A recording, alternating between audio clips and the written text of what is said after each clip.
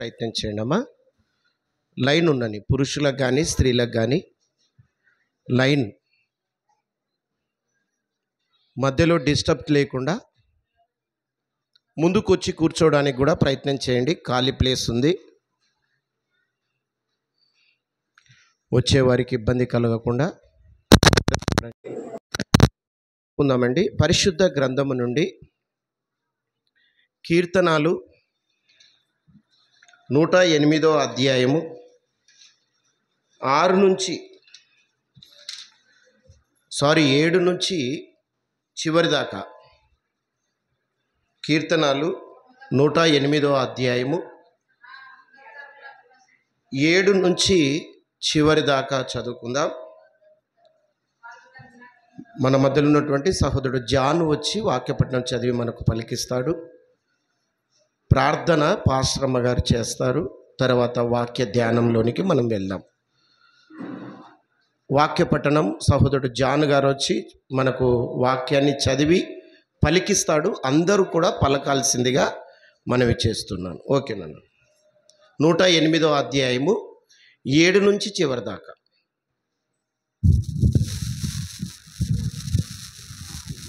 పరిశుద్ధ గ్రంథం నుండి కీర్తనల గ్రంథం 108వ అధ్యాయం 7 నుంచి చివరి దాకా. తన పరిశుద్ధతతో దేవుడు మాట ఇచ్చి ఉన్నాడు. నేను ప్రహర్షించేదను, శేకమును పంచిపెట్టెదను.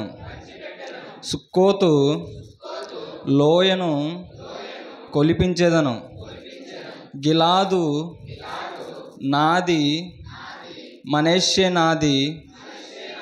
ఎఫ్రాయిము నాకు శిరస్సుమును, యూదా నా రాజదండమును. మోయాబు నేను కాళ్ళు కడుక్కొను పల్లెము.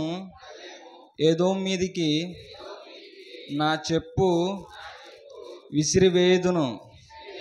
ఫిలిష్తీయుని బట్టి జయోత్సవము చేసి ఉన్నాను.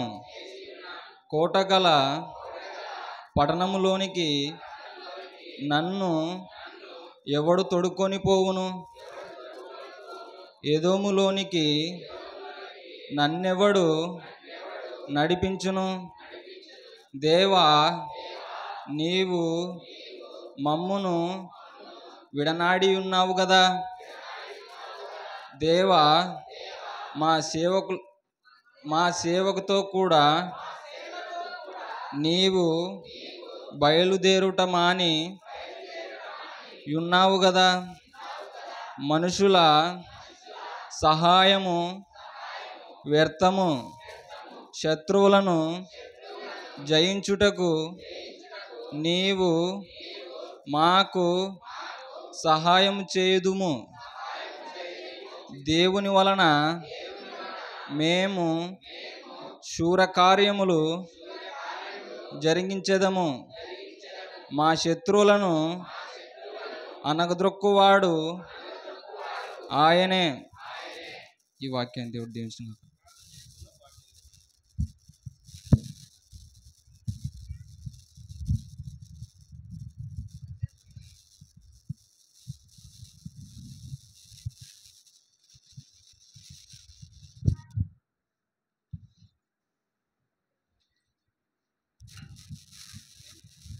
ప్రార్థన చేసుకుందాం. అందరం తలలో ఉంచినట్లయితే ప్రార్థన.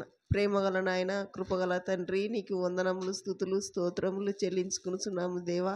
ఇంతవరకునైనా పాటలతో మహిమపరిచి ఉన్నాము. వచ్చిన బిడ్డలందరినీ దీవించి ఆశీర్వదించండి నాయన. వాక్యం చదివిన, పట్టణం చదివిన బిడ్డని దీవించి ఆశీర్వదించి నాయన. నీ యందు మేము జీవించే భాగ్యం మాకు నేర్పించండి తండ్రి. నీకు వందనములు, స్తోత్రములు చెల్లించుకున్నాము దేవా. ఎందరో మట్టిలో మరుగై ఉన్నారు. మమ్మల్ని అయితే గడిచిన వారం నుండి ఈ వారం వరకు సజీవ లెక్కలో ఉంచుకొని మరొకసారి నేను స్తుతించే భాగ్యం మాకు అనుగ్రహించినందుకు నీకు వందనములు, స్తోత్రములు నాయన. నేను ఇడువక ఎడబాయక ఎల్లప్పుడు నేను స్తుతించే భాగ్యం మాకు అనుగ్రహించండి దేవా. నీకు వందనములు, స్తోత్రములు నాయన. చిన్నలైతే పెద్దలైతే ప్రతి ఒక్కరూ నీ సన్నిధిలో స్తుతించే భాగ్యం అనుగ్రహించండి దేవా. నీకు స్తోత్రాలు, వందనాలు నాయన. ముందున్న కార్యక్రమం అంతా నీకే జయప్రదంగా నడిపించింది తండ్రి. చెప్తున్న మాటలు ఏందో మేము విని విడిచిపెట్టవారంగా కాకుండా ఇన్నే వాక్యానుప్రకారంగా బ్రతికి జీవించే భాగ్యం మాకు నేర్పించండి దేవా. నీకే వందనములు స్తోత్రములు నాయన. మా కోసం మరణించి తిరిగి లేచిన పరిశుద్ధుడా నీకు వందనములు స్తోత్రములు చెల్లించుకునుచు తప్పులు పొరపాట్లు ఉంటే క్షమించమని యేసయ్య పరిశుద్ధ నామములు అడిగి వేడుకుంటున్నాము తండ్రి. ఆమేన్.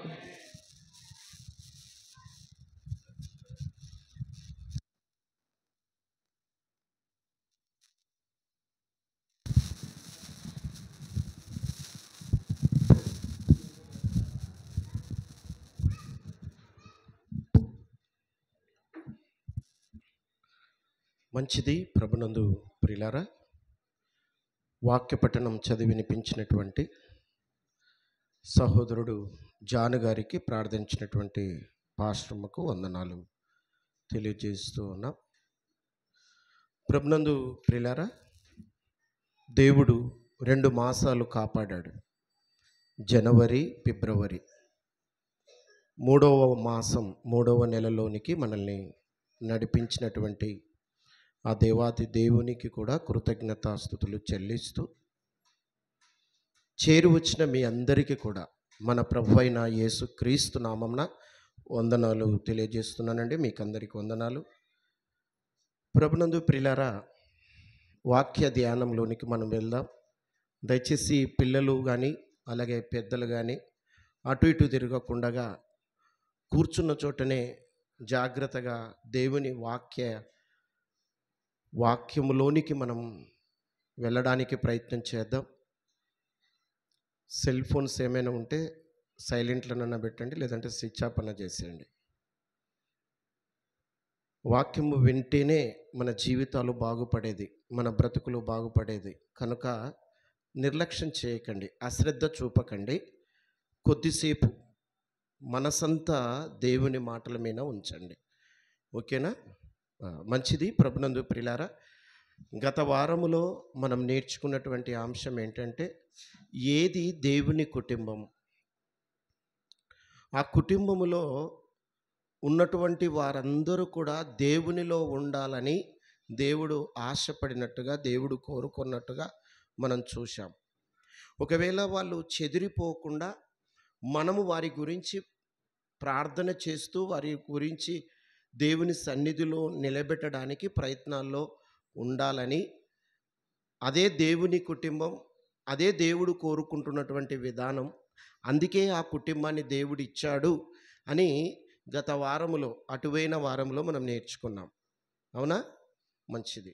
ఈ సమయమున వినండి, ఈ సమయమున మనం నేర్చుకోవలసినటువంటి అంశం ఏంటంటే,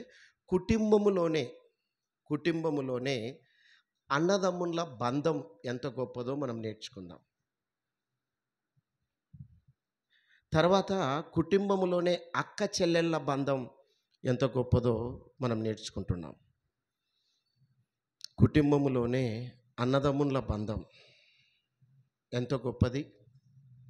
ఏదో సినిమాలలో చూస్తుంటాం అన్నదమ్ముల అనుబంధం. ఉందే సినిమాలో? అన్న చెల్లెలి బంధం లేదా అక్క తమ్ముని బంధం, ఇవన్నీ కూడా వాళ్ళు కథ రాస్తారు. అది వాస్తవాలు ఉండవు అందులో. సినిమా అంటేనే వాస్తవాలు కాదు, అవి ఒక కథపూర్వకంగా రాస్తారు. కానీ బైబిల్లో ఉన్నాయి చూడండి, ఇవి కథలు కాదు, ఇవి వాస్తవాలు, ఇవి నిజాలు, ఇవి సత్యం. నువ్వు నమ్మితే నమ్ము, నమ్మకపోతే నమ్మకు, కానీ ఇవి నిజాలు, ఇవి సత్యం. ఇది బైబిల్లో ఉన్న మాటలు. అన్నదమ్ముల అనుబంధం గురించి, ఆ బంధం ఎంత గొప్పదో ఈరోజు మనం నేర్చుకునబోతూ ఉన్నాం. జాగ్రత్తగా వినడానికి ప్రయత్నం చేయండి. ఓకేనా? మంచిది. ప్రభునందు ప్రియులారా, ఒకటి గమనించండి. ఈ యొక్క బంధం ఏదైతే ఉందో, అన్నదమ్ముల బంధం ఉంది చూడండి, ఈ బంధము ఎవరు పెట్టారు? ఈ బంధాన్ని ఏమా గట్టి చెప్పండి అమ్మా. దేవుడు పెట్టాడు. Very good. ఈ అన్నదమ్ముల బంధాన్ని ఎవరు పెట్టారని? దేవుడు పెట్టగా వచ్చినటువంటి బంధం ఇది. దేవుడిచ్చాడు ఈ బంధాన్ని. స్నేహబంధం, స్నేహబంధం అది కూడా దేవుడేనా? ఏమా? ఆహా, నారాయణమ్మక్క బాగా చెప్పింది. Very good. మనుషులు కలిసి మాట్లాడుకుంటే వచ్చే బంధమే స్నేహబంధం. చిన్నప్పటి నుంచి స్కూల్లో ఒకరికొకరు చదువుకుంటుంటారు కదా, అది కాస్త పెరిగి పెద్దవారైన తర్వాత ఆ బంధం అలాగే కొనసాగుతుంటుంది. అది ఏ బంధము? స్నేహబంధం. అది స్నేహబంధం. అన్నదమ్ముల బంధం మాట్లాడుకుంటే వచ్చేది కాదు. ఒకే స్కూల్లో ఉండి చదువుకుంటూ చిన్నప్పుడు ఉండి చదువుకుంటే వచ్చేది కాదు అన్నదమ్ముల బంధం. ఇది దేవుడు పెట్టిన బంధము. ఇది రక్త సంబంధం. ఇది ఏ బంధం? ఇది రక్త సంబంధం బంధం. ఇది రక్త సంబంధానికి సంబంధించిన బంధం. ఇది స్నేహబంధమే గొప్పది అనుకుంటున్నాడు ఈరోజు మనిషి. కొంచెం వాయిస్ తగ్గి బాబు, రీసౌండ్ నాకు కొంచెం. మనిషి ఏమనుకుంటున్నాడంటే స్నేహబంధమే గొప్పది అంటున్నాడు. స్నేహబంధమే గొప్పది అంటున్నాడు. కాదు, స్నేహబంధం గొప్పది కాదు. రక్త సంబంధము గొప్పది. రక్త సంబంధము గొప్పది. ఒక ఇంటిలో అన్న అనే ఒక ఆయన ఉన్నాడు, తర్వాత తమ్ముడు ఉంటాడు, తర్వాత అక్క ఉంటుంది, చెల్లెలు ఉంటుంది, తర్వాత అక్క చెల్లెళ్ళకు తమ్ముళ్ళు ఉంటారు. ఇదంతా నువ్వు అనుకుంటే వచ్చింది కాదు. ఇది నేను అనుకుంటే వచ్చింది కాదు ఈ బంధము. ఏమి, నువ్వు తమ్ముడుగా ఉండు, నేను అన్నగా ఉంటా. లేదు, నేను తమ్ముడుగా ఉంటా, నువ్వు అన్నగా ఉండు. నువ్వు చెల్లెలుగా ఉండు, నేను అక్కగా ఉంటా. ఇది నువ్వు ఏర్పరుచుకుంటే నిలబడిన బంధం కాదు. అనుకుంటే వచ్చే బంధము కాదు. ఇది దేవుడు పెట్టగా వచ్చిన బంధం. ఇది అక్కగా ఉండాలని అక్కగా పుట్టించాడు దేవుడు. చెల్లెలుగా ఉండాలని చెల్లెలుగా పుట్టించాడు దేవుడు. అన్నగా ఉండాలని అన్నగా పుట్టించాడు దేవుడు. తమ్ముడుగా ఉండాలని తమ్మునిగా పుట్టించాడు దేవుడు. ఇది దేవుడు పెట్టిన బంధం. ఇది రక్త సంబంధం. ఇది రక్త సంబంధం. ఈ రక్త సంబంధం, ఈ అన్నదమ్ముళ్ళు ఒకే కుటుంబములో, ఒకే తల్లి గర్భములో ఒకే రక్తాన్ని పంచుకున్న ఈ కుటుంబం, ఈ అన్నదమ్ముళ్ళు, రక్త సంబంధికులు, వీళ్ళు ఏం చేయాలి అంటే దేవుని ఆ యొక్క యేసుక్రీస్తు యొక్క రక్తములో కడగబడాలి. ఈ రక్త సంబంధము కాస్త ఆత్మ సంబంధమైన బంధముగా మారాలి. రక్త సంబంధము కాస్త ఆత్మ సంబంధమైన బంధముగా మారాలి. ఆత్మ సంబంధంగా బంధం మారాలంటే యేసు రక్తములో కడగబడే బంధం. యేసు క్రీస్తు యొక్క రక్తములో కడగబడే బంధం. స్నేహబంధము కన్నా, వినండి బాగా, స్నేహబంధము కన్నా, రక్త సంబంధ బంధము కన్నా ఆత్మ సంబంధమైన బంధము గొప్పది. ఆత్మ సంబంధమైన బంధము గొప్పది. ప్రభునందు ప్రియులారా, ఇంట్లో ఉన్నటువంటి అన్నదమ్ముళ్ళు, ఒకే రక్తముతో పుట్టినటువంటి అన్నదమ్ముళ్ళు, శరీర సంబంధమైనటువంటి అన్నదమ్ముళ్ళు ఆత్మ సంబంధమైన బంధములోని గనక వెళితే ఆ బంధము చాలా గొప్పగా ఉంటుంది. ఆ కుటుంబము దేవుడు అనుకున్నటువంటి విధానములోనికి వెళ్ళి దేవుడు చెప్పినటువంటి పనిలో ఉండి దేవుడు సంతోషపరిచే బంధముగా మారిపోతుంది ఆ బంధం. ఒక కుటుంబం ఉందండి అమ్మ, ఒక కుటుంబం ఉంది. ఏ కుటుంబం అంటే అది ఆ, శరీర సంబంధమైన అన్నదమ్ములు వారిద్దరూ కలిసి ఉండి ఆత్మ సంబంధమైన బంధములోనికి వెళ్ళిపోయారు. దేవుని పరిచర్యలో ఉన్నారు వారిద్దరు. ఏమ్మా? పౌలు శరీర సంబంధమైన బంధుత్వమా? నేను మీరు చెప్పండి అని నేనేమనలేదు. నేనే కొనసాగుతాము అనుకుంటున్నా, మీరే దానికి రిటర్న్ ఇస్తారు. పౌలు తిమోతి బంధం ఏది అంటే ఆత్మ సంబంధమైన బంధం, అది శరీర సంబంధమైన బంధం కాదు. అది పౌలు నా కుమారుడా అంటున్నాడు అంటే ఆయన శరీరపరంగా ఆయన కనలేదు, ఆత్మీయంగా ఆయన కన్నాడు. అది వేరు బంధం. మీరు చెప్పారు కదా ఇందాక, బాబు ఎవరు చెప్పింది? Very good, very good. అది మోషే అహరోను ఈ కుటుంబాన్ని గురించి కాస్త ఆలోచన చేస్తే చాలా ఆశ్చర్యమైనటువంటి సంగతులు మనం నేర్చుకోగలుగుతాం. మనము కూడా అన్నదమ్ములుగా ఉన్నాం. అన్నకిచ్చే విలువ అన్నకి ఇవ్వాలి, తమ్మునికి ఇచ్చే విలువ తమ్మునికి ఇవ్వాలి, అక్కకిచ్చే విలువ అక్కకి ఇవ్వాలి, చెల్లెలికి ఇచ్చే విలువ చెల్లెలికి ఇవ్వాలి. ఆత్మ సంబంధమైన బంధముగా మారితే ఎంత మంచిగా ఆ కుటుంబం ముందుకెళ్ళిపోతుందో ఒక్కసారి వారి గురించి మనం ఆలోచన చేద్దాం. ఏకేబేదు, ఆమ్రామ్ వీరిద్దరికీ పుట్టినటువంటి సంతానం అండి. ఆమ్రాముకు ఏకేబేదుకు పుట్టినటువంటి కుమారులు ఎంతమంది అంటే 3. వినండమ్మా, ఆమ్రాము ఏకేబేదు భార్యాభర్తలు ఇద్దరు. ఏం పేర్లమ్మా? ఆమ్రాము, ఏకేబేదు, వీళ్ళిద్దరు భార్యాభర్తలు. వీళ్ళిద్దరికి పుట్టిన సంతానము 3 సంతానం. వాళ్ళు ఎవరెవరు? మిరియామి, అహరోను, మోషే. Very good. వీళ్ళు 3 ఒక తల్లి కడుపులో పుట్టినటువంటి సంతానం. వీరు అన్నదమ్ములు ఉన్నారు, అహరోను, మోషే. అహరోను పెద్దవాడా చిన్నవాడా? అహరోను పెద్దవాడు, మోషే చిన్నవాడు. వీళ్ళిద్దరు అన్నదమ్ములు దేవుడి పరిచర్య ఎంత చక్కగా కొనసాగించారో ఒకసారి వాళ్ళని చూసుకొని మన దగ్గరికి వద్దాం. మోషే గారు, అమ్మ వినండి, మీకు అర్థమయ్యేటట్టుగా చెప్తాను. టైం కూడా నేను కంట్రోల్ చేయాలి కాబట్టి జాగ్రత్తగా వినండి, సహకరించండి దయచేసి. మోషే గారు పుట్టినప్పుడు ఎక్కడ పెరిగాడు?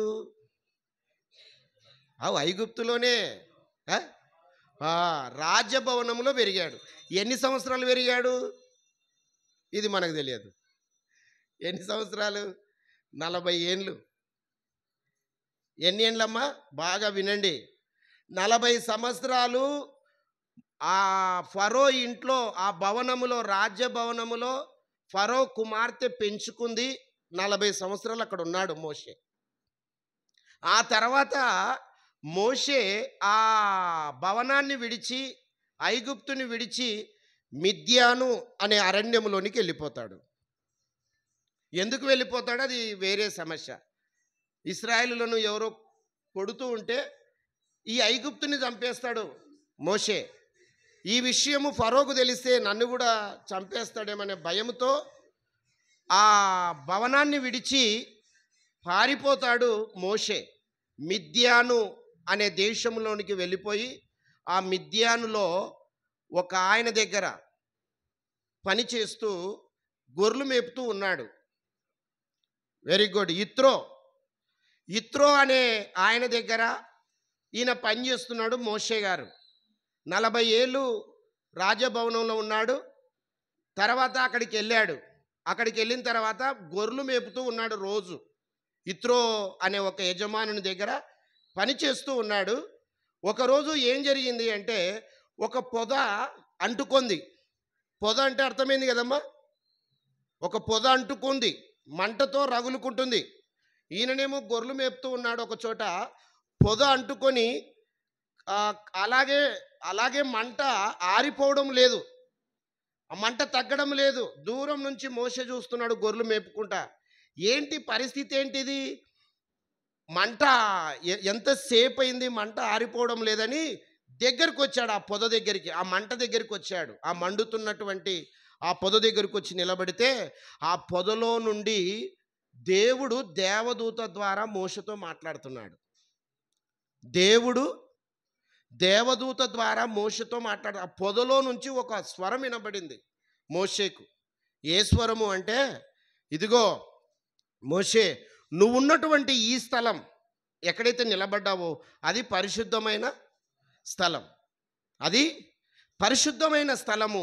ఇదిగో నేను చెప్పేది జాగ్రత్త విను మోషే అని ఒక స్వరము వినబడింది. ఆ మాటలాడుతూ ఉంటే మోషే విన్నాడు.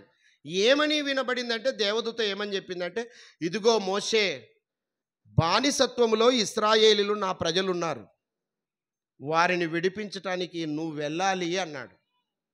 వారిని విడిపించటానికి నువ్వు వెళ్ళాలి అంటే మోషే అన్నాడు, ప్రభువా నేను ఎలా వెళ్ళగలను, నేను నత్తోని అన్నాడు. ఏమన్నాడండి? నేను మాట మాంద్యము గలవాడిని, అంటే నా మాట సరిగ్గా మాట్లాడలేను, నేను నాది మాట తడబడుతుంది. అది నీకు కూడా తెలుసు ప్రభువా, అది నీకు కూడా తెలుసు. నేను వెళ్ళి నీ ప్రజలను ఎలాగో నేను బానిసత్వం నుండి విడిపించగలను, నేను వెళ్ళలేను అని అన్నాడు. అంటే అప్పుడు అన్నాడు, నువ్వు వెళ్ళాలి, నీతో పాటు మీ అన్నని నీకు సహాయకుడుగా నేను నిలబెడతాను. నువ్వు మాట్లాడు, నీకు సహాయం చేసే వ్యక్తి మీ అన్న ఉన్నాడు కదా అహరోను, ఆయనను నీకు సహాయం చేయడానికి నీతో పాటు ఆయన కూడా వస్తాడు. మీరిద్దరూ కలిసి ఇశ్రాయేలీలను ఐగుప్తు దేశం నుంచి, ఆ బానిసత్వం నుంచి మీరు విడిపించాలి అని చెప్పాడు. అప్పుడు మోషే ఏం మాట్లాడలేక సరే అని ఒప్పుకున్నాడు. ఒప్పుకున్న తర్వాత అన్న అహరోను గారు, మోషే నాయకుడు, అన్న అహరోను గారు సహాయం చేసే వ్యక్తి, సహకారుడుగా ఉన్నాడు. అన్న ఎట్ట ఒప్పుకుంటాడండి? అన్న పై స్థాయిలో ఉండాలి, తమ్ముడు కింది స్థాయిలో ఉండాలి. అన్న చెప్తే తమ్ముడు వినాలి. ఇక్కడ అట్ట కాదు, ఇక్కడ అట్లా కాదు. తమ్ముడు చెప్పిన మాట అన్న వినాలి. వీళ్ళిద్దరూ దేవుని పరిచర్యలో ఉండాలి. వీళ్ళిద్దరూ ఇశ్రాయేలీయులను విడిపించాలి. ఇప్పుడు అన్న ఒప్పుకుంటాడా, ఒప్పుకోడా? వద్దులే ప్రభువా, ఊకెందుకు, ఆ మోసే ప్లేస్లో వేరే వాడినన్నా పెట్టు, కానీ మరీ మా తమ్ముడు అంటే నాకు ఆడ సెట్ అవుతుందిలే అంటారా? అన్నారు. అన్నదమ్ములు కలిసి ఏదో కొంచెం ప్రయాణం చేయండి అంటే ఇష్టపడరు. ఇష్టపడతారా? ఒక రోజల్లా అన్నదమ్ములు ఇద్దరు కలిసి ప్రయాణం చేయాలంటే మధ్యలో ఒకడు ఉండాలా. ఫ్రీ తత్వం ఉండదు. ఎక్కువ మాట్లాడలేరు అన్నదమ్ములు. అతను ఈ మూలకు కూర్చుంటే ఇతను ఆ మూలకు కూర్చుంటాడు, అంతే. ఏవో చిన్న కారణాలు అవి ముందుకెళ్తే కనబడతాయి, ఓకే. కానీ ఇక్కడ మీరు గమనించండి, మోషే గారు నిజంగా ఒప్పుకున్నాడు. తర్వాత అహరోను గారు కూడా ఒప్పుకున్నాడు. ఒప్పుకొని ఇద్దరు కలిసి ఫరో దగ్గరికి వెళ్ళారు. ఇద్దరు ఓకే ఒప్పుకున్నారండి. వీళ్ళిద్దరికి అప్పుడే వివాహాలు అయినాయి, తెలుసా మీకు? ఇత్రో కుమార్తెను చేసుకున్నాడు, సిప్పోరను. అప్పటికే వివాహాలు ఈయనకైనాయి, అహరోనికైనాయి. ఏదో భార్యల మాటలు విని దూరంగాలే వీళ్ళు, లేదంటే ఏదో దూరమే ఉండాలి అన్నట్టుగా స్వభావాలు లేవు వీళ్ళకు. ఇద్దరు కలిసి ఆ ప్రయాణం, ఇశ్రాయేలీలను ఐగుప్తు దేశంలో నుంచి, ఐగుప్తు బానిసత్వం నుంచి విడిపించాలని దేవుడు పెట్టినటువంటి ఈ యొక్క పనిని, ఈ పరిచర్యను ఇద్దరు కలిసి కొనసాగించడానికి సిద్ధపడ్డారండి. నిజంగా ఈ రక్తబంధం ఆత్మబంధముగా మారిపోయింది. రక్త సంబంధము కాస్త ఆత్మ సంబంధమైన బంధముగా మారిపోయింది. ఇద్దరు కలిశారు, ఫరో దగ్గరికి వెళ్ళారండి. ఫరో దగ్గరికి వెళితే ఫరో దగ్గర మాట్లాడుతున్నారు. మా ప్రజలైనటువంటి ఇశ్రాయేలును నువ్వు వదిలిపెట్టు అంటే ఆయన వదిలిపెట్టడం లేదు. ఆయన హృదయాన్ని కూడా దేవుడే కఠినపరుస్తున్నాడు. ఫరో హృదయాన్ని ఎవరు కఠినపరుస్తున్నారు? దేవుడే ఫరో హృదయాన్ని కఠినపరుస్తూ వచ్చాడు. చాలా సందర్భాల్లో మోషే అహరోను ఇద్దరు వెళ్తున్నారు. ఆయన మాత్రం పంపిస్తా అంటున్నాడు, మళ్ళీ పంపకుండా మళ్ళా ఆపుకుంటున్నాడు. ఇలాంటి పరిస్థితుల్లో ఇద్దరు అన్నదమ్ముళ్ళు ఎంత ఐక్యతతో ఉన్నారు చూడండి. అవునా? నువ్వు ఈ మాట అనుకునింటే బాగుండు, మోషేని అహరోను అనలేదు. అహరోనుని మోషే అన్నా నువ్వు ఇట్లా మాట్లాడకునింటే బాగుండు, ఫరో ఇడిచిపెడుతుండే అని అనలేదు. వాళ్ళిద్దరూ సనుక్కునలేదు. ఎంత చక్కగా దేవుని క్రియలను గమనిస్తూ వీళ్ళని ఎలాగైనా బానిసత్వం నుంచి వీరిని విడిపించాలన్నటువంటి పట్టుదల ఇద్దరికి కలిగిందండి. ఇద్దరు నమ్మకంగా దేవుని పరిచర్య చేస్తూ కొనసాగుతూ వచ్చారు. ఐగుప్తు బానిసత్వం నుంచి విడిపించారండి. ఇద్దరు కలిసి విడిపించి ఆ ప్రయాణము, అరణ్య ప్రయాణము లేదా ఆ ప్రయాణము ఎంత చక్కగా ఇద్దరూ కలిసి దేవుని యొక్క పరిచర్య, దేవుని యొక్క పని అలాగే కొనసాగించబడింది. ఎన్ని సంవత్సరాలు ఇద్దరు కలిసి ఉన్నారు? ఒక 10 రోజులో, 20 రోజులో, 40 రోజులో, 50 రోజులో కాదు. అన్నదమ్ములు ఇద్దరు కలిసింది ఎన్ని సంవత్సరాలు? ఏకంగా 40 సంవత్సరాలండి. 40 సంవత్సరాలు వీళ్ళు కలిసి ఒకరికొకరు అర్థం చేసుకుంటూ, ఒకరి మాటను ఒకరు గౌరవిస్తూ, ఒకరి సలహాలు ఒకరు తీసుకుంటూ ఎంత మంచిగా ఉంది వీళ్ళ సహవాసం. నిజంగా అండి, అన్నదమ్ముళ్ళు ఎప్పుడైనా గమనించండి, అన్నదమ్ముళ్ళు ఆత్మబంధముగా మారితే ఆ టేస్టే వేరుంటుంది. దేవుని పరిచర్య ఇద్దరు కలిసి చేస్తే ఆ విలువలే వేరుంటాయి.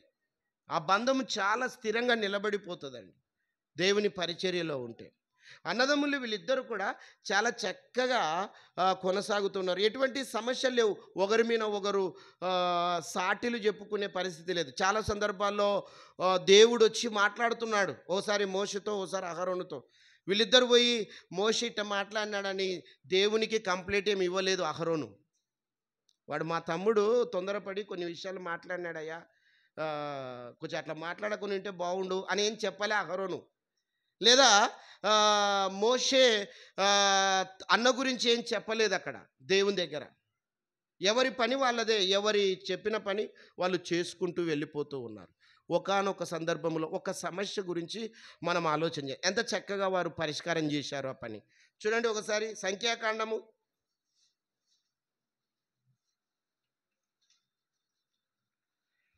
16వ అధ్యాయము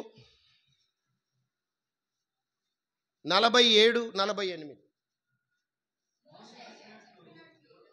ఏమా?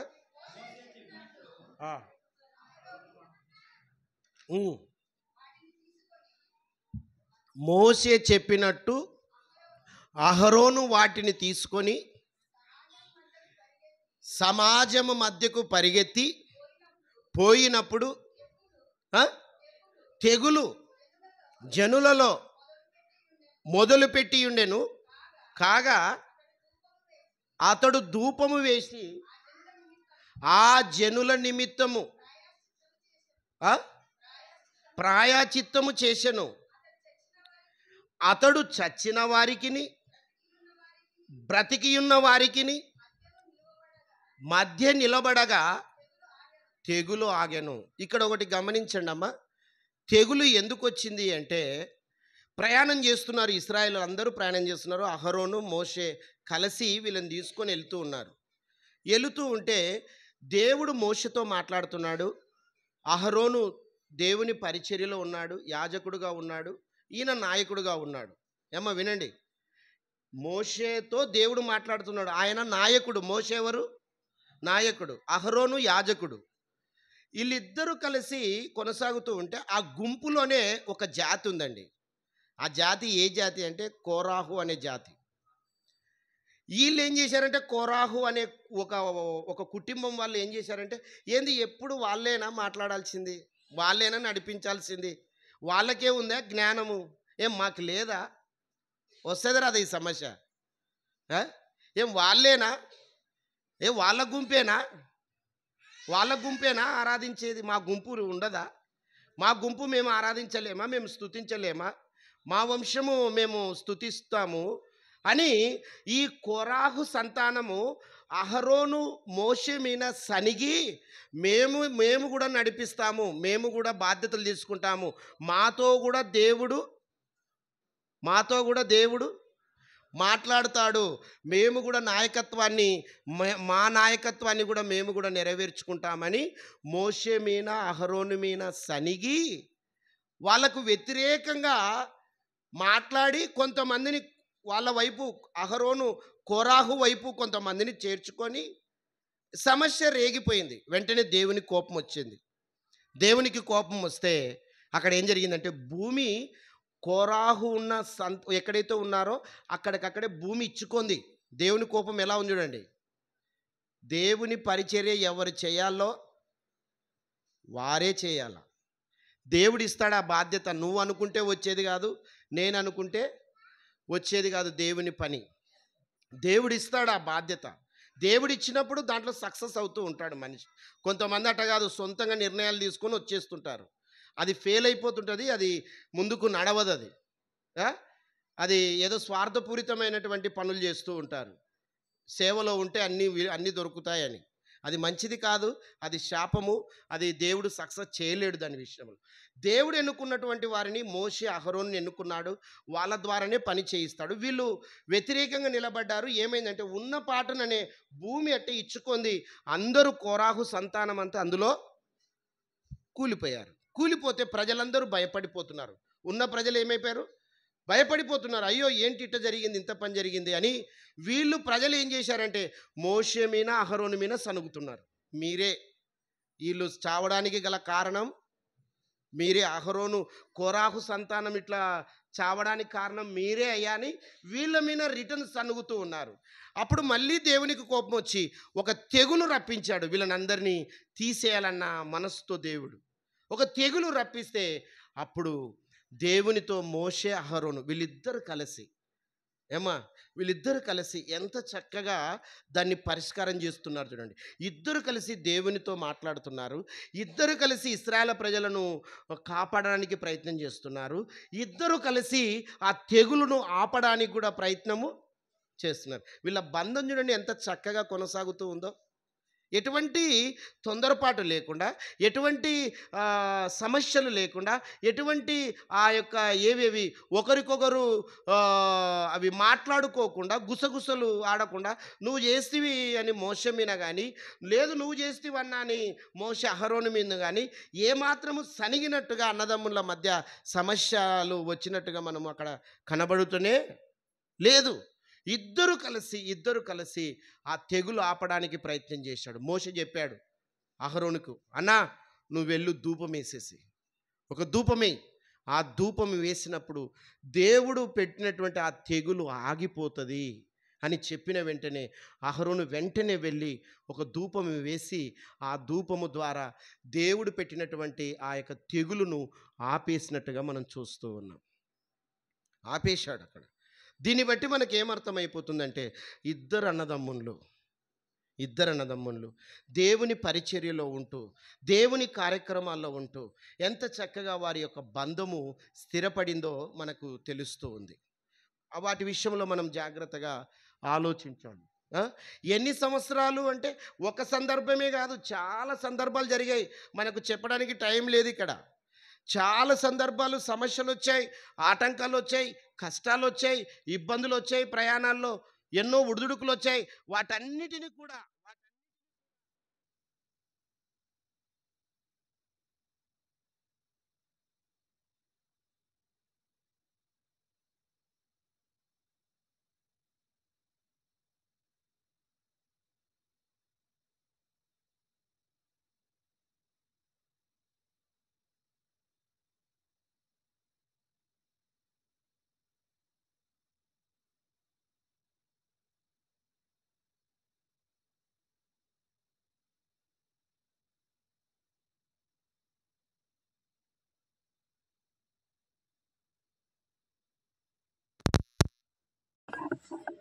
ఒకే తల్లి, ఒకే తండ్రి, ఆ గర్భాన పుట్టినటువంటి అన్నదమ్ములు ఇద్దరు కలిసి లేదా ఆ నలుగురు కలిసి లేదా ఒక 5 మంది కుటుంబంలో ఉంటే వాళ్ళందరూ కలిసి ఉంటున్నారా? ఆలోచించండి. ఈరోజు ఉన్నటువంటి సమాజంలో లేరండి. అన్నదమ్ములు కలిసి ఉండే ప్రసక్తి కనబడతలేదు. ఈరోజు కనబడటలేదు. పెళ్లి వరకు, ఒకవేళ వివాహమైనంత వరకు కలిసి ఉంటారేమో, కానీ ఆ తర్వాత వివాహమైన తర్వాత నీ కుటుంబము నీదే, నా కుటుంబం. ఏంటంటే ఆ ఎడబాటేంటి? నీ కుటుంబము నీదే, నా కుటుంబము నీదే అని విడిపోతున్నారు. అసలు ఈ అన్నదమ్ముల బంధం ఎవరు కట్టారండి? దీన్ని దేవుడు కట్టాడు. ఎందుకు కట్టింటాడు దీన్ని తెలుసా? ఒకరి కష్టం వస్తే ఒకరు సహాయం చేసుకోండి. మరి అదేంటండి? దానికి న్యాయం చేస్తున్నారు. అరే, తమ్ముడు ఎదుగుతూ ఉంటే అన్న ఓర్వలేని తనం ఏంటది? అన్న ఎదుగుతూ ఉంటే తమ్ముడు ఓర్వలేని పరిస్థితి ఏంటి? ఈ స్వార్థపూరితమైనటువంటి ఆలోచనలు చూడండి ఎలా ఉన్నాయో. అన్నదమ్ముల మధ్య ఓ కుటుంబంలో అయితే మరీ విచిత్రం అండి. నేను కనులారా చూశాను ఆ కుటుంబాన్ని. అన్న ఉన్నాడు, తమ్ముడు ఉన్నాడు, ఇద్దరు ఉన్నారండి. ఇద్దరు బాగా వివాహాలు చేసుకున్నారు, బాగున్నారు. ఎట్లా వచ్చిందో స్వార్థం అన్నకు. తమ్ముడిని చంపేస్తే తమ్మునికి ఉన్న ఆస్తి అంతా నాకే. ఏ ఆలోచన అండి? ఏ ఆలోచన చేస్తున్నాడు అన్న? ఏం ఆలోచన చేస్తున్నాడు? విడిపోదాము అనుకుంటాడు లేడు ఈయన. విడిపోయి దూరంగా ఉందామనుకుంటున్నాడు. ఏకంగా ఏం చేస్తున్నాడు ఈయన? చంపేస్తే సమస్యనే క్లియర్ అవుతుంది. నాకు వచ్చే ఆ పొలమంతా నాదవుతుంది కదా అనుకున్నాడు. నాదవుతుంది కనుకొని మనుషులను పెట్టి తన చేతికి మట్టి అంటకుండా, తన వైపు రాకుండా, ఇతనే చంపాడు అని చెప్పుకోకుండా వేరే వాళ్ళ తరపున మనుషులను పెట్టి చంపేశాడండి తమ్ముని పొలంలోనే. జరుగుతలేవా ఇవన్నీ? ఆ తల్లిదండ్రులు ఎంత వేదన పడాలండి. ఒకే కడుపులో ఉన్నటువంటి పుట్టిన పిల్లలు ఇలాగూ చేస్తే ఆ తల్లిదండ్రుల గోసు మామూలుగా ఉంటుందా? వాళ్ళ ఏడుపు, వాళ్ళ బాధలు ఆలోచించండి. చిన్న సమస్యలండి. ఆస్తి పంపకాల దగ్గర చిన్న సమస్యలు జరిగాయి. ఆ చిన్న సమస్యలకి విడిపోవాలా? ఆ చిన్న సమస్యలు ఒకరికొకరు అర్థం చేసుకొని, ఒకరి పట్ల ఒకరు ప్రేమ కలిగి, ఒకరినొకరు సర్దుబాటు చేసుకొని, అన్న ఎదుగుతూ ఉంటే తమ్ముడు సంతోషపడాలి, తమ్ముడు ఎదుగుతూ ఉంటే అన్న సంతోషపడాలి. ఆ ప్రేమలు ఉండాలండి ఒక కడుపులో పుట్టిన రక్త సంబంధికులకు. పోనీ నువ్వు దూరంగా పోయినావు. చాలా కుటుంబాలు ఉన్నాయండి. బాంబేలో కూడా నేను ఒక కుటుంబం చూసినాను. పెళ్లి కాకముందు 3 అన్నదమ్ములు చాలా ఐక్యతతో ఉన్నారు. భోజనం తినాలన్నా, రాత్రిపూట భోజనం తినాలన్నా వాళ్ళు వీడు వచ్చేంత వరకు వాళ్ళు వెయిట్ చేసేవాళ్ళు. పెద్దన్న ఎక్కడైనా పోతే వెయిట్ చేసేవాళ్ళు. అలా వెయిట్ చేస్తూ ఉన్నారు. వాళ్ళ కుటుంబం గురించి చాలా మంది కూడా బాంబేలో చెప్పుకుంటున్నారు. మంచి ఐక్యత బాగుంది వీళ్ళ 3 అన్నదమ్ములు. ఒక ఆయన అన్నాడు అప్పటికే, బాబు ఇప్పుడు కాదు ఐక్యత ఉండేది, పెళ్ళి అయిన తర్వాత ఐక్యత ఉండండి అన్నాడు. వివాహాలు అయిన తర్వాత ఐక్యత ఉంటే బాగుంటుంది, ఇప్పుడు కాదు ఐక్యత అన్నాడు. లేదు, మేము వివాహాలైన తర్వాత కూడా మేము ఐక్యతతో ఉంటాము, మాది ఎవరు విడదీయకూడదు మాది అని చెప్పారు. కానీ వివాహమైనాక ఏం జరిగిందో తెలుసా? విడిపోయారండి. ఎక్కడో ఒక 20 కిలోమీటర్ల దూరంలో ఒక నడిపాయన ఉంటే, చిన్నోడు ఎక్కడో ఉంటే, పెద్ద ఆయన ఎక్కడో ఉంటే విడిపోయారు. ఎవరి కుటుంబం వారిదే. ఎవరి కుటుంబంలో ఉన్న అవసరతలు వాళ్ళు తీర్చుకుంటున్నారు. పెద్దోనికి కష్టం వస్తే చిన్నోడు సహాయం చేయాలన్న మనసు లేదు ఆయనకు. ఏం చేస్తున్నాడు? సంతోషపడుతున్నాడు. వానికి రావాలి ఈ కష్టము అంటాడు. వాడు నన్ను మోసం చేసినాడు, వానికి రావాలి ఈ కష్టం అంటాడు. తమ్ముడికి కష్టాలు వస్తాయి, అన్న సంతోషపడితే రోజులు ఉన్నాయండి. ఇలాంటి పరిస్థితి అసలు దేవుడు పెట్టాడండి. రక్త సంబంధాన్ని, ఒకరి అవసరతలు ఒకరు తీర్చుకోవాలి. తర్వాత అన్నదమ్ములు ఇద్దరు కలిసి ప్రభు పరిచర్యలో ఉండాలని దేవుడు పెట్టిన బంధం అండి. మీరు బాగా గమనించండి అమ్మా ఒక విషయాన్ని. కొంచెం త్వరగా సహకరించండి. అక్క చెల్లెళ్ళ బంధాలు ఉన్నాయి. టైం చూస్తే 11 బావైంది. ఒకటి గమనించండి అమ్మ. సరే మంచిది. ఒకటి గమనించండి ప్రభునందు ప్రియులారా. అన్న ఎక్కడో దూరంగా ఉండి తమ్మునికి దగ్గర ఉండకుండా, తమ్ముడు దగ్గర ఉన్నప్పుడు ఎక్కడో దూరంగా ఉన్నాడు. సరే ఉంటాడు, మంచిది. రేపు మరణించిన తర్వాత ఆ భౌతిక దేహాన్ని ఎవరికి అప్పగిస్తారండి? ఇంటి పక్కన ఉన్నాక, లేకుంటే నీ స్నేహితునిక? ఆ భౌతిక దేహాన్ని ఎవరికి అప్పగిస్తారు? రక్త సంబంధికులకే కదండి. రక్త సంబంధికులకే అది అప్పగించేదే. ఆ రక్త వాళ్ళని ఎక్కడో నువ్వు ఎదిగినా, ఎంత దూరం ఉన్నా, నీవు చనిపోయావంటే వెంటనే వచ్చేది ఎవరు నీ దగ్గరికి? రక్త సంబంధికులే. నీ బంధము ఎంత గొప్ప చూడండి. ఆతృతతో వస్తారండి నీ దగ్గరికి. ఎవరు దగ్గరికి రారు అక్కడికి.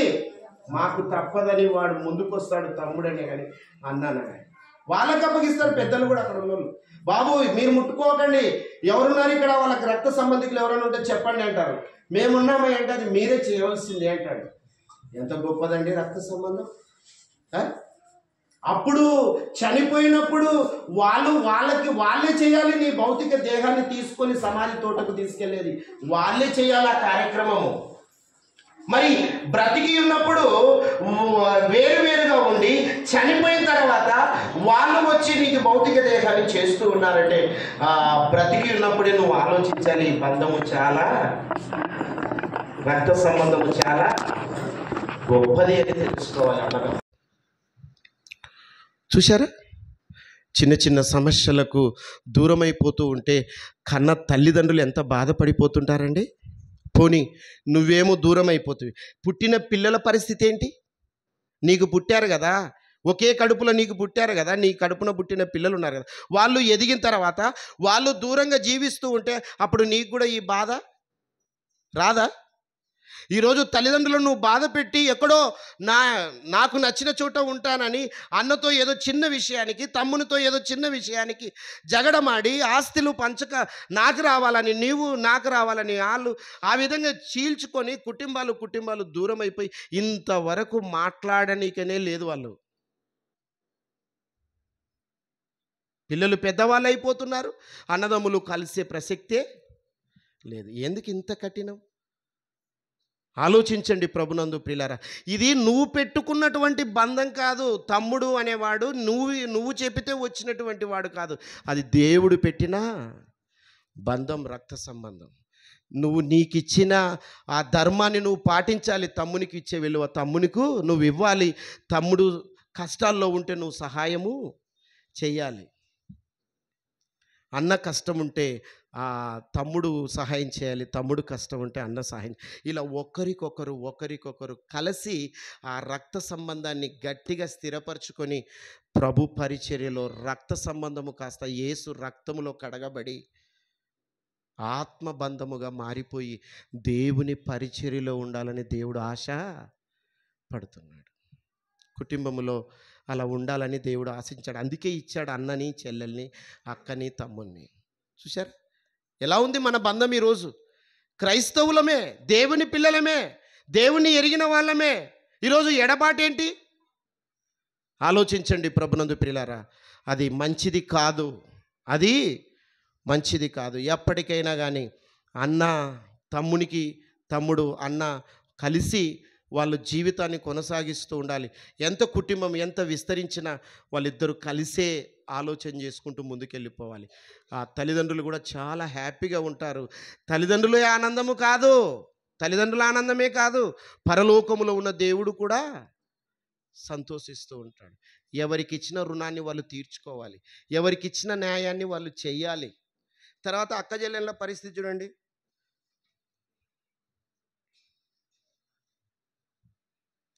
యోహాను సువార్త 11వ అధ్యాయము 1-2 వచనాలు.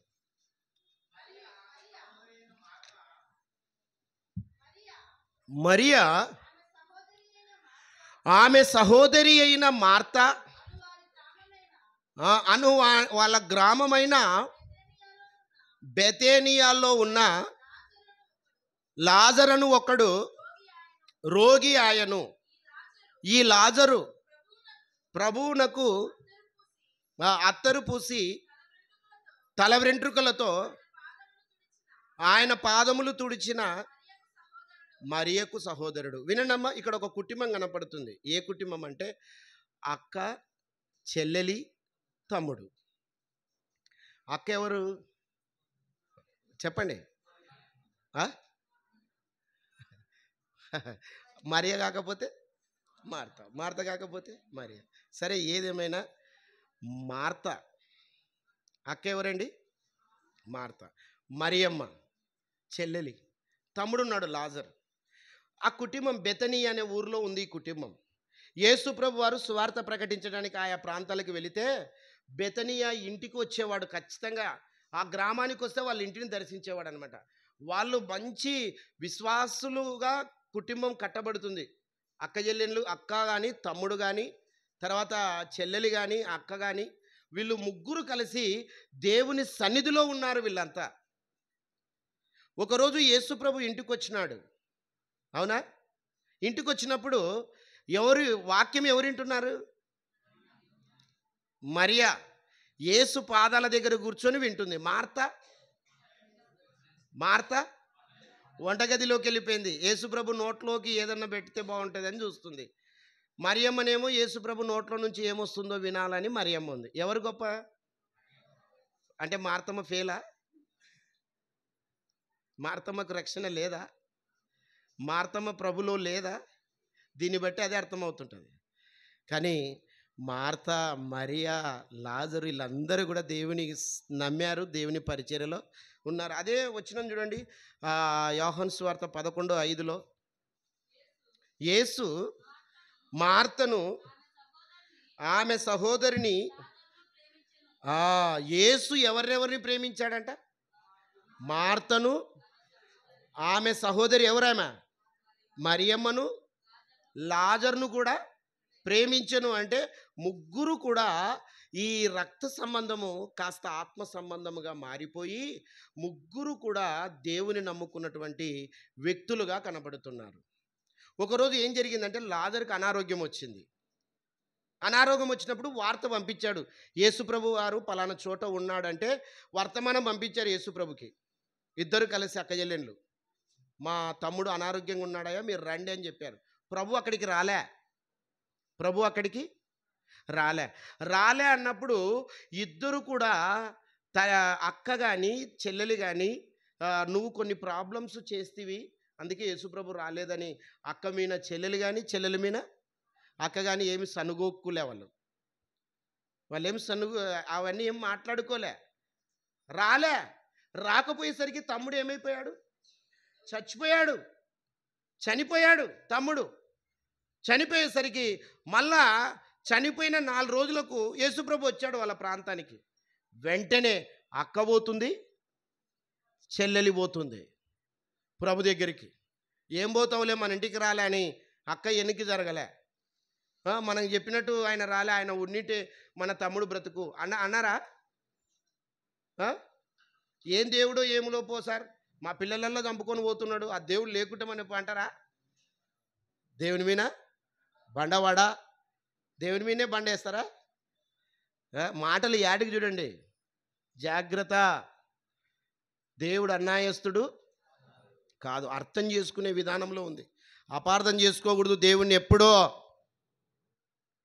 అపార్థం చేసుకుంటున్నాం చాలామంది తెలియక. దేవుడు ఏ వ్యక్తికి అన్యాయము చేయడు, అసంభవం అన్నాడు. అపార్థం చేసుకోకూడదు మనం. అది మనలో కొన్ని లోపాలు ఉంటాయి, దానివల్ల జరిగిపోతుంటాయి, మనం సర్దుకొని వెళ్ళిపోతున్నా.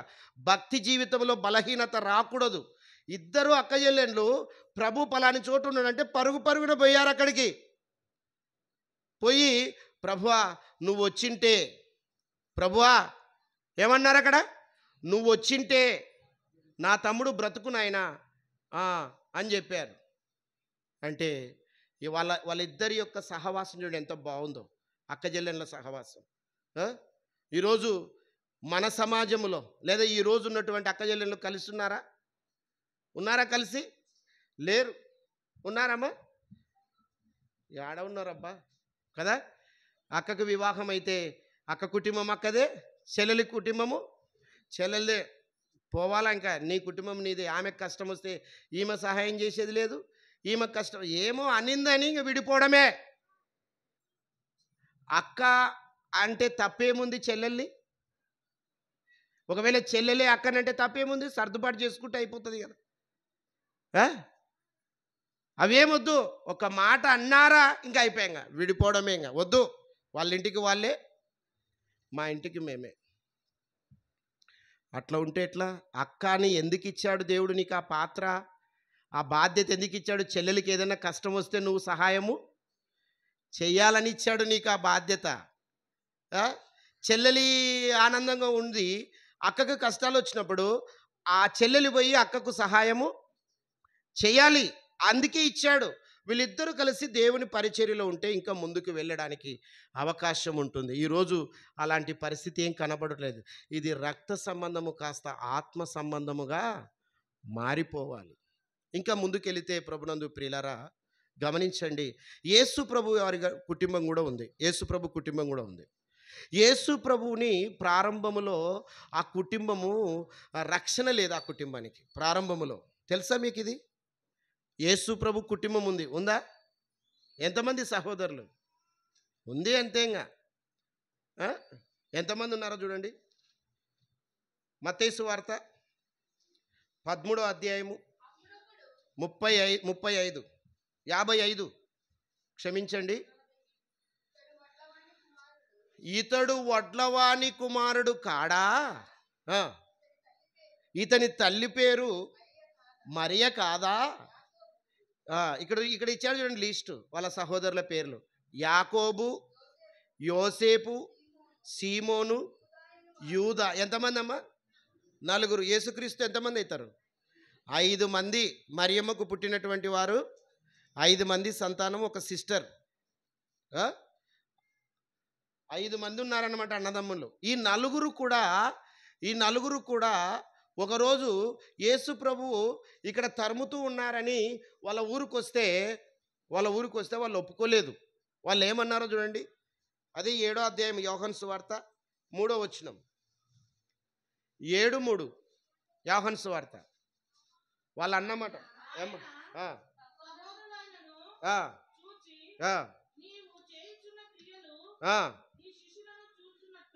నీవు చేయుచున్న అన్నదమ్ములు మాట్లాడుతున్నారు ఇక్కడ యేసు ప్రభుని. నీవు ఏవేవో సూచక్రియలు చేస్తున్నావు కదా, అద్భుతాలు చేస్తున్నావు, మా కాడ చేయకు, పోయి మీ శిష్యుల కాడ, మరియమ్మ గారు పోయి మీ శిష్యుల కాడ చెయ్యి అంటున్నాడు యేసు ప్రభుని ఈ అన్నదమ్ములు.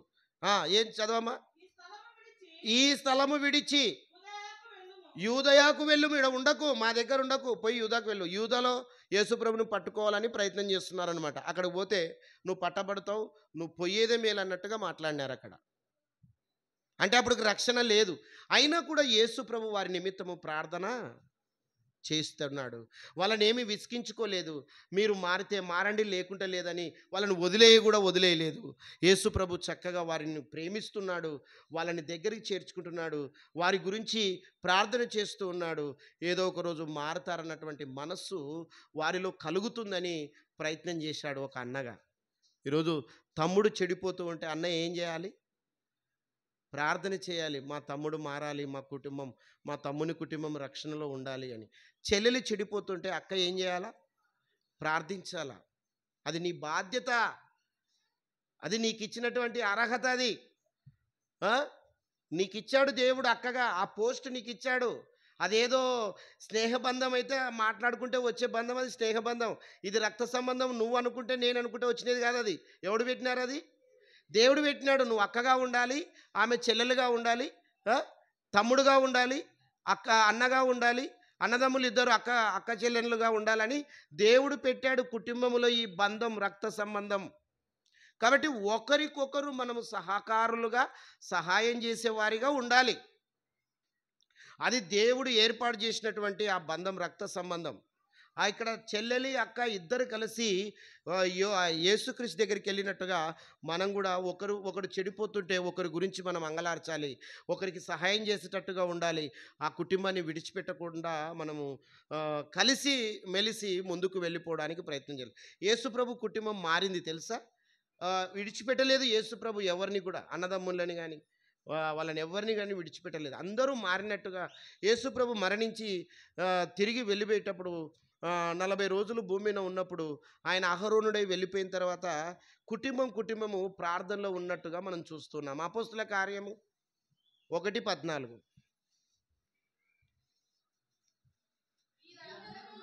వీరందరూ ఏమా వీరితో కూడా కొందరు స్త్రీలను యేసు తల్లి అయిన మరియయు ఆయన సహోదరులను ఏక మనసుతో ఎడతెగక ఆయన సహోదరులు తల్లి ఏం చేస్తున్నారంట? ఎడతెగక ప్రార్థన. అంటే వీళ్ళు రక్షణలోనికి వచ్చేసినారా? వచ్చినారు, రక్షింపబడ్డారు వీళ్ళంతా. చూడండి ప్రభునందు ప్రియులారా, గమనించండి. దేవుడిచ్చిన కుటుంబం. ఎవరిచ్చారండి ఈ కుటుంబాన్ని? దేవుడిచ్చాడు. దేవుడిచ్చిన కుటుంబాన్ని నీకు ఇచ్చినటువంటి బాధ్యత ఏదైతే ఉందో దానికి ఖచ్చితంగా నువ్వు న్యాయము చేయాలా.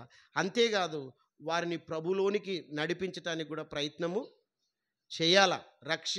రక్షణలో నిలబెట్టాలా వాళ్ళని. ఆ కుటుంబము దేవుని పరిచర్య చేయడానికి సిద్ధపడాలా. ఫిలిప్పి అనే ఒక ఆయన ఉన్నాడు. ఎంతమంది అండి ఆయనకు కుమార్తెలు? 4 కుమార్తెలు ఎంత చక్కగా దేవునిలో ఉన్నారు చూడండి. 4 కుమార్తెలు. వారికి ఇంకా వివాహాలు కూడా కాలే. వివాహము కాని కన్యకులు అని ఉంది. వివాహాలు కాలే, అప్పటికే దేవుని పరిచర్యలో ఉన్నారు. ఇక వాళ్ళ కుటుంబాలు ఎంత బాగుంటాయి చూడండి. వివాహాలు అయిన తర్వాత ఎవరికి ఇచ్చే ఆ విలువలు వారికి ఇస్తూ 4 కుటుంబాలు కూడా ప్రభు పరిచర్యలో ఉన్నట్టు ఉంటాయి భవిష్యత్తులో. అంతేనా? ఉంటాయి ఖచ్చితంగా కదా. తర్వాత నోవాహు కుటుంబం ఓడలోకి వెళ్ళడానికి ముందు వీళ్ళు 3 కుమారులు. నోవాహుకి ఎంతమంది కుమారులు? 3 కుమారులు. నోవాహు ఓడ గడుతూ ఉంటే ఈ 3 కుమారులు కూడా నోవాహుకి ఏం చేశారు? సహాయం చేశారు. అంటే వీళ్ళ కుటుంబం కూడా ప్రభులో ఉన్నట్టుగా మనం చూస్తూ ఉన్నాం. ఈ కుటుంబాలు దేవుని సన్నిధిలో ఉండడానికి మనం ప్రయత్నం చేయాలి. అన్నదమ్ముళ్ళు రక్త బంధమది, దేవుడు పెట్టిన బంధం అది. విడిపోవడానికి వీలు లేదు. ఒకవేళ విడిపోతే దేవునికి నువ్వు అన్యాయం చేసిన వాడవుతావు. తర్వాత నీకు ఇచ్చిన ధర్మాన్ని నువ్వు పాటించకపోతే ఒకరోజు దేవుడు నిన్ను శిక్షలోనికి నిన్ను తీసుకెళ్తాడు. లేదా ఒకరోజు నిన్ను అడుగుతాడు ఆ బాధ్యత నువ్వు చేయలేదని. ఇటు శరీరపరంగా రక్త సంబంధులైన వారికి కూడా మనము సహకరిస్తూ ఉండాలి. వారిని రక్షణలోనికి తీసుకొనడానికి ప్రయత్నం చేయాలి. కుటుంబాలు దేవుని పరిచర్యలో ఉండేటట్టుగా ప్రయత్నం చేయాలి. అది మన బాధ్యత. అది దేవుడు కోరుకుంటున్నది. విడిపోవడానికి వీలు లేదు, దూరం కావడానికి వీలు లేదు. కలిసి మెలిసి ఉంటూ దేవుని కోసం బ్రతకడానికి ప్రయత్నము చేయాలి. కుటుంబములో అన్నదమ్ముల బంధం, అక్కజల్ల బంధం చాలా గొప్పది. వాళ్ళందరూ కూడా ప్రభు పరిచర్యలో ఉండాలని మరి దేవుని యొక్క వాక్యంలో సెలవిస్తున్నాం. యేసు ప్రభు కుటుంబం కూడా ఉంది. ఫిలిప్పి కుటుంబం కనపడుతుంది, నోవాహు కుటుంబం కనపడుతుంది. ఇలా చెప్పుకుంటూ పోతే చాలా కుటుంబాలు అన్నదమ్ములు కానీ, అక్క చెల్లెళ్ళు కానీ, అక్క తమ్ముడు కానీ, లేదా తమ్ముడు చెల్లెలి కానీ, వీళ్ళందరూ కలిసి దేవుని పరిచర్యలో ఉన్నట్టుగా మనం చూస్తూ ఉన్నాం. అలాగే మన కుటుంబాలు కూడా ఉండడానికి ప్రయత్నం చేయాలి. నీకు ఇచ్చిన ధర్మాన్ని నువ్వు పాటిస్తూ ముందుకెళ్ళిపోవాలి. విడిపోకూడదు. చిన్న విషయాలు సర్దుబాటు చేసుకుంటూ వెళ్ళిపోవాలి. ఓకేనా? ఆలోచించి మంచి నిర్ణయం తీసుకోండి. తలలోంచండి, కళ్ళు మూసుకోండి, ప్రార్థన చేసుకోండి.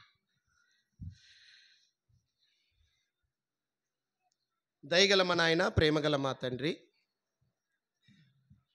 మీరిచ్చినటువంటి మాటలు, మీరిచ్చినటువంటి కుటుంబంలో ఉన్నటువంటి ఆ బాధ్యతలను చక్కగా నెరవేర్చుకున్నటకు మీరు పలికించిన ఈ మాటలు చాలా గొప్పవి నాయన.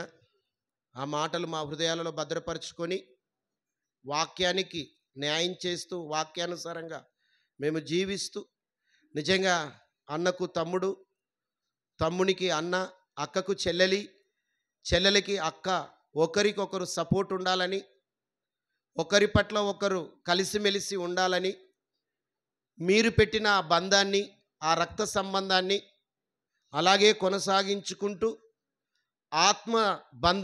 ఆత్మ సంబంధమైన బంధముగా మార్చివేసుకొని కుటుంబాలు నీ పరిచర్యలో ఉండగలుగుటకు మీ సహాయం అందించుమని, నిజంగా మాలో ఏదైనా లోపం ఉంటే ఒప్పుకొని సర్దుబాటు చేసుకొని వెళ్ళగలుగుటకు సహాయం చేయమని కోరుకుంటూ క్రీస్తు పేరిట ఈ ప్రార్థన మీకు సమర్పించి అడిగి వేడుకొనుచున్నాం మా తండ్రి.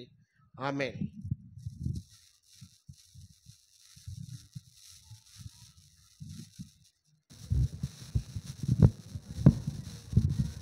దయగల మా నాయన, ప్రేమగల మా తండ్రి, మీరు ఆశించి కోరుకున్నట్టుగా నేటి దినమునైనా కుటుంబ వ్యవస్థ ఎలా పతనమైపోతుందో, ఎలాంటి నైనా నా ప్రభా ఎన్నో విషయాలు మీ లేఖనాల ద్వారా మేము చూశాము తండ్రి.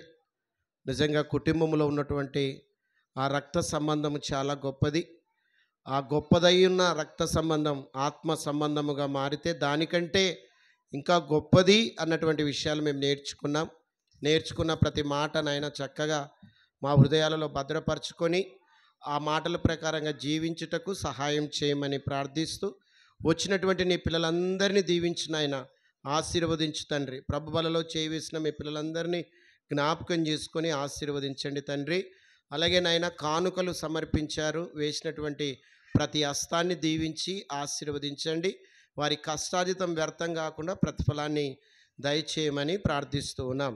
అలాగే నాయన ఈ యొక్క నా ప్రభువా లెంటి డేస్లో 40 రోజుల ఉపవాస కూడికలలో నాయన ప్రతి శుక్రవారం నాయన మా సంఘములో ఏర్పాటు చేసుకుంటూ ఉన్నాం.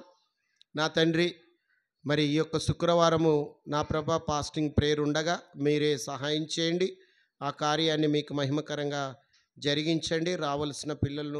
రావలసిన నీ బిడ్డలను నాయన చక్కగా నడిపించుమని ప్రార్థిస్తూ ఉన్నాం. సంఘములో ఎందరో అనారోగ్యాలతో బాధపడుతున్నారు నాయన, వారందరికీ స్వస్థత దయచేయండి. గర్భిణీ స్త్రీలు ఉన్నారు, సుఖమైన కాన్పును దయచేయండి. గర్భఫలం లేని వారు ఉన్నారు, గర్భఫలాల చేత నింపండి. విధవరాండ్లను వృద్ధులను జ్ఞాపకం చేసుకోండి, మంచి ఆరోగ్యాల చేత వారిని కాపాడండి. చిన్నపిల్లలను నాయన జ్ఞాపకం చేసుకునండి, నీ వాక్యములో బలపరచండి.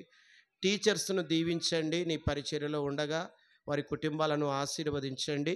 అలాగే నాయన మందిరాన్ని శుభ్రం చేస్తున్నటువంటి స్త్రీలను జ్ఞాపకం చేసుకునండి. అలాగే ప్రభు బల్ల సిద్ధపరిచి తీసుకుని వస్తున్నటువంటి సహోదరి కుటుంబాన్ని జ్ఞాపకం చేసుకునండి. నీ పరిచర్యలో ఎందరైతే నీ పిల్లలు ఉన్నారో అట్టి బిడ్డలందరినీ దీవించండి, ఆశీర్వదించి కాపాడండి. అలాగే లైవ్లో నాయన వాక్యాన్ని నాయన పెడుతున్నటువంటి నీ పిల్లలు యవనస్తులను దీవించండి, ఆశీర్వదించి కాపాడండి. నాయన ఒక్కొక్కరు ఒక పని కలిగి నాయన జీవిస్తూ ఉన్నారు, వారందరినీ దీవించి ఆశీర్వదించి ముందుకు నడిపించమని కోరుకుంటూ, ప్రార్థన అవసరత ఎందరో కోరారు నాయన, వారందరినీ బట్టి ప్రార్థిస్తూ ఉన్నాను. మీ చిత్తానుసారంగా వారి అవసరతలన్నీ మీరు తీర్చమని కోరుకుంటూ, మమ్మల్ని మేము తగ్గించుకుంటూ మీ నామాన్ని హెచ్చిస్తూ, క్రీస్తు పేరిట ఈ ప్రార్థన మీకు సమర్పించి అడిగి వేడుకొనుచున్నాం మా తండ్రి, ఆమేన్. అందరూ లేచి నిలబడినట్లయితే ప్రభు నేర్పిన ప్రార్థన. పరలోకమందున్న మా తండ్రి, నీ నామము పరిశుద్ధపరచబడునుగాక, నీ రాజ్యం వచ్చునుగాక, నీ చిత్తం పరలోకమందు నెరవేరునట్లు భూమి యందు నెరవేరునుగాక. మా అనుదిన ఆహారము నేడు మాకు దయచేయము, మా రుణములను క్షమించి ఉన్న ప్రకారము మా రుణములను మీరు క్షమించుడి. శోధనలోనికి తేక దుష్టు నుంచి మమ్మలను తప్పించుము. ఎందుకంటే రాజ్యము, బలము, మహిమ నిరంతరము నీవై ఉన్నావు తండ్రి, ఆమేన్. కార్తమాము నో దీవించి క్షేమమిచ్చి పంపుము. జీవాహార వార్తనిచ్చి మామోను పోషించుము. ఈవాణ్ణిను వేడుకొని బాహుగా స్తుతింతుము. పరమందు చేరి ఇంకా స్తోత్రము చెల్లింతుము. ఆమేన్. మన తండ్రి అయిన దేవుని యొక్క ప్రేమ, కుమారుడైన యేసుక్రీస్తు యొక్క కృప, పరిశుద్ధాత్మ యొక్క అన్యోన్య సహవాసం ఇక్కడ చేరినటువంటి ప్రతి ఒక్కరికి మంగళవారం నుంచి శుక్రవారం వరకు జరుగుతున్నటువంటి ప్రతి కార్యక్రమానికి ప్రార్థన అవసరం ఉన్న నీ పిల్లలందరికీ సదాకాలము తోడైండి నడిపించును గాక. ఆమేన్, ఆమేన్, ఆమేన్. అందరికీ వందనాలండి. ఒకరికొకరు